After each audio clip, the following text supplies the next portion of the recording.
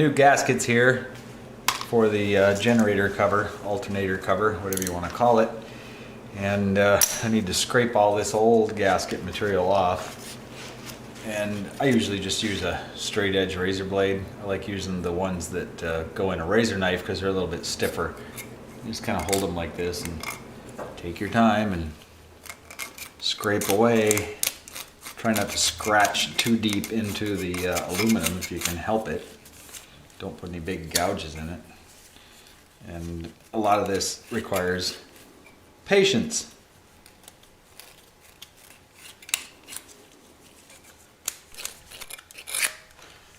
All right, that pretty much takes care of that.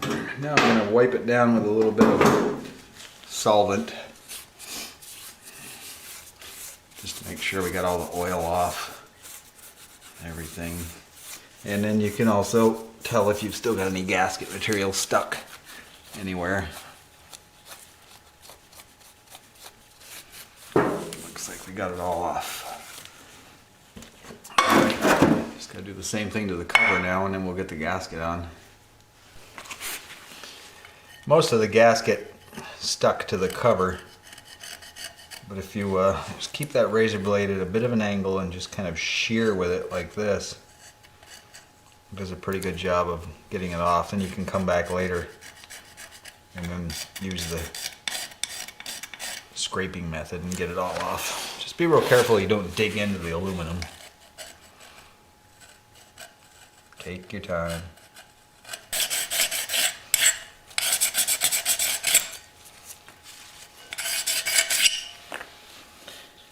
That looks good. A little more solvent.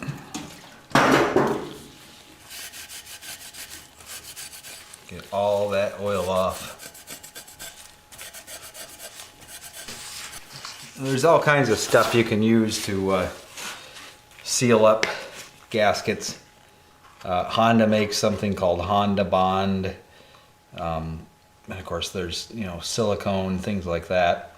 I prefer just good old Permatex aviation forma gasket. It's pretty messy stuff, really, but you know what? It works great. It does a good job. It dries semi-hard, and it doesn't take very much at all. You just take the brush that comes in the can and just put a thin layer on the piece. Then you put the gasket in place, put a little bit on the other side of the gasket, bolt it all together. Let's get the gasket on there.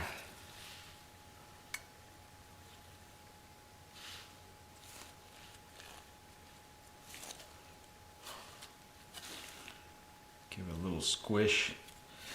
The nice thing about this is it'll hold the gasket in place for you while you're putting it on the bike, which is nice. Now just another light coat. Very light. Doesn't have to be heavy. It's only going to take a tiny bit by the time you tighten it up. 90% of this is just going to squish out anyway. Okay, let's get this back on there. Very carefully set it up there in place. Make sure there's no oil anywhere, which I checked for actually.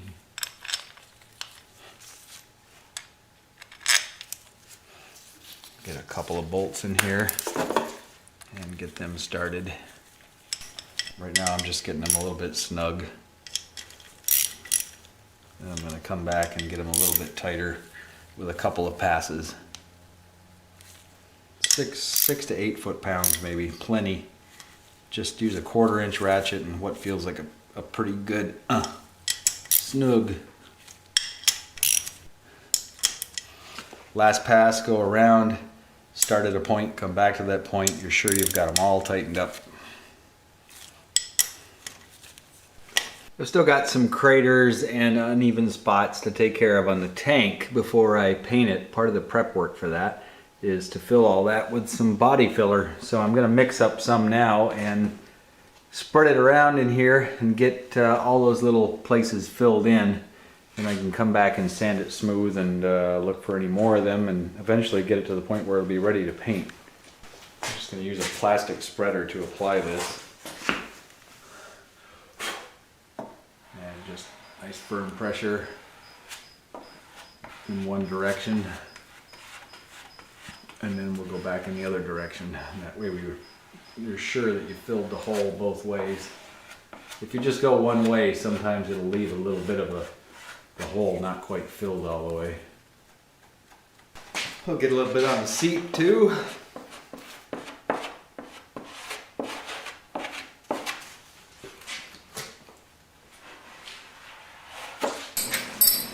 A few people mentioned I should get rid of the rear foot pegs. The rear foot pegs are gone, but what's left is the pant leg guard or the foot guard, so that the passenger doesn't get their foot caught in the wheel and the boss for that. So I think it's time to get rid of that.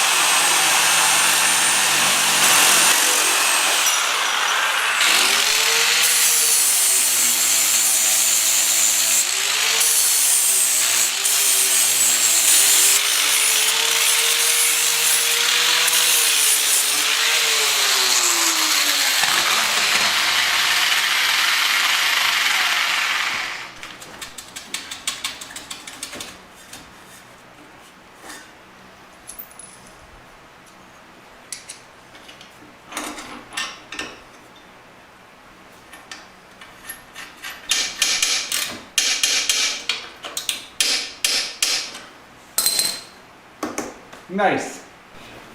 So the bike is running great. I really like it. It handles pretty okay, but I would like to have a steering damper on here because the steering is just fully, loose. I mean, it's not loose like there's play in the bearings, but I would like to have it feel a little tighter, especially with the clip-ons. I've got a steering damper on the BMW bike. I'm kind of used to that, and I would just like to have one there. So I've got one. I've just got to figure out a way to get it in here. I think I can tuck it up underneath here on the top fork tree and mount it right there in the frame. There's enough throw going on. This is a nifty little damper, and it's adjustable. It can set it like really loose or really, really tight. There's a cross member between these two tubes in the frame right here that I can drill a hole in and put this Heim joint in. I was going to try it down here, but I think it'll work better up here.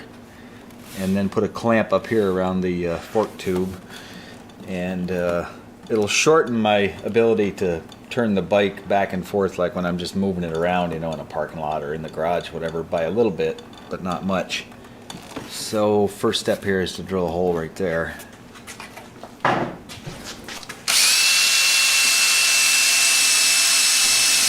Well, that Heim joint is threaded, so I may as well tap this hole. It'll just make it a little easier to lock it down on the other side of the lock nut. Let's get this mounted up.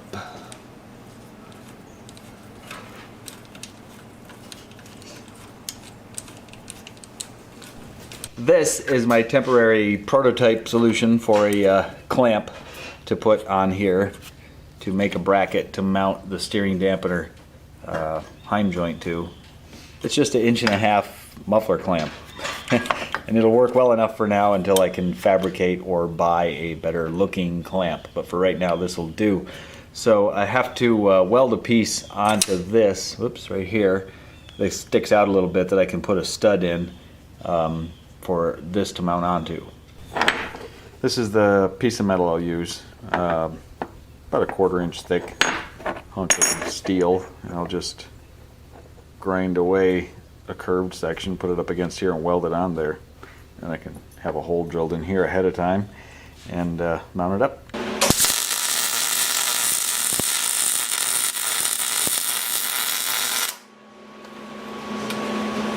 Okay, got the clamp mounted up. And now we've got to put the steering damper on there. I've got a Allen head 8mm bolt. I tapped the 2 holes that I drilled in here 8x125, so I can just put this in there and screw it in.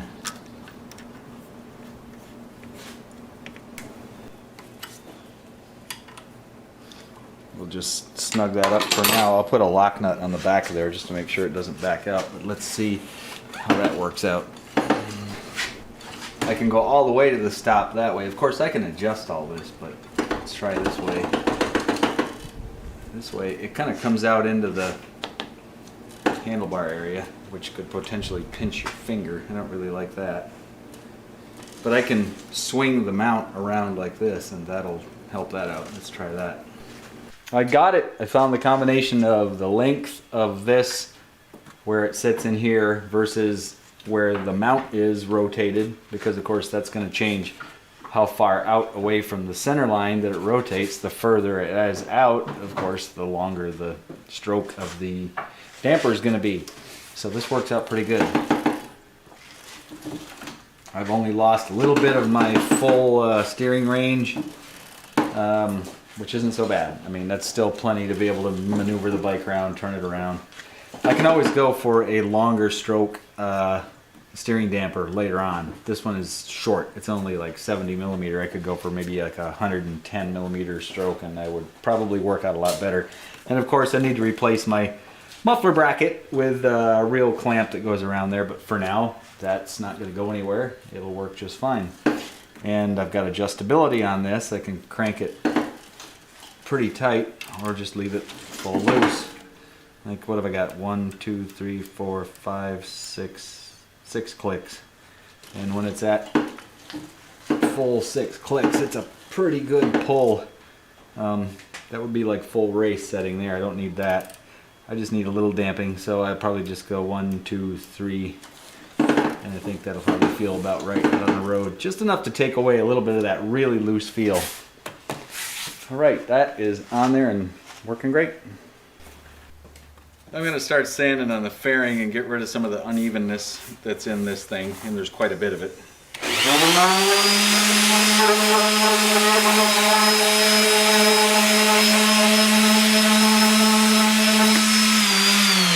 can see right there along that edge how there's a lip along here everywhere.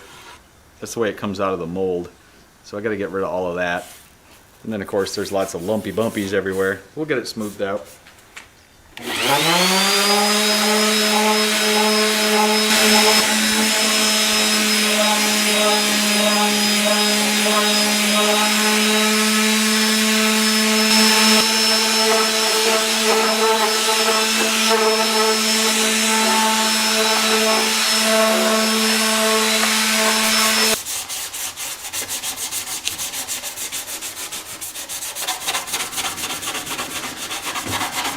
Well, that's quite a bit better. You can see from the unevenness of the paint, this is where I sanded through to the ABS plastic, and right here is where there's still some paint left. So you can see all the unevenness that was in this thing when I started, and maybe still a little bit more, but it's sanded well enough to go ahead and get a primer coat on, and then we'll keep going from there.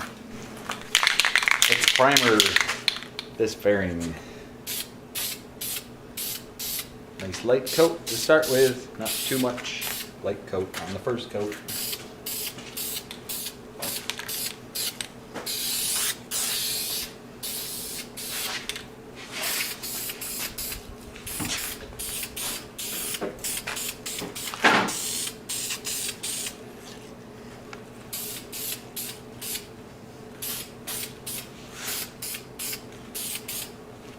Let that dry and put another one on. So here we are with a lot of progress this week. Got a steering damper on there, got started on doing the body fill stuff on here, things like that, and the bike is running great. And I got the fairings sanded and primered, so it's all basically one color now. Even though it's primer, looks pretty good. It's come a long way in 23 episodes. Let's take a quick look at the before picture. Here you go.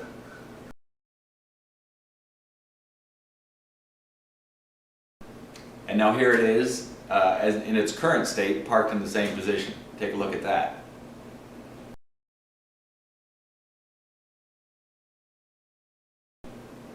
Quite a big change, huh? I really like where I took this bike. So the paint scheme, been thinking a lot about that. And at work they painted a truck last week with fake sheet metal panels and rivets, did some airbrush work, and I thought that might be pretty cool to do on this bike. And since it's called a Sabre, one of my favorite jet aircraft of all time came to mind, the F-86 Sabre. It was a really cool fighter in the Korean War, went up against the MiGs and kicked some ass. What I like about that jet is it's got that really cool intake on the front that looks like a mouth, and I could do a little bit of work on the fairing here and add a little bit of a lip to the top, and then paint it like one of the Sabre jets. Let's take a look at a few of those that I really like. Here's one from the Spanish Air Force. That one's pretty cool. I really like that red lightning bolt down the side, and it would tie in everything really nicely. And here's another one that's painted like the US Air Force had their planes, with a little bit of a variation. This one was Lieutenant John Britt, I believe, and he has a nice red Sabre on the front of the fuselage. Let's look at that. Now that would be a pretty neat one to do too. So what I will probably do is get a silver base coat on here, do the graphics, go buy an airbrush, which I haven't had in quite a few years, and yes, I've done some airbrushing in the past, and then do the panels, the little thin lines where the panels would be on here, and all the rivets and things like that, maybe a couple of holes where the guns were mounted. Make it look like an airplane, like a jet fighter, a Sabre to be exact. So that's a pretty exciting thing to think about. So anyway, I think that about wraps it up for this week. And a lot of people have asked, am I going to do another motorcycle? Well, I've got my eyes on a 72 CB 750. Just might have to jump on that one. If you really like the videos and you want to help out with that next project and help fund it a bit, go to my website, click on that donate link, and throw some money my way. Hey, why not? I'm not too proud to ask for a little help on this. I sure pour a lot of my own money into these videos, and I really appreciate you guys watching, and love all the comments each week. It's really great interacting with my YouTube viewers. So anyway, till next time.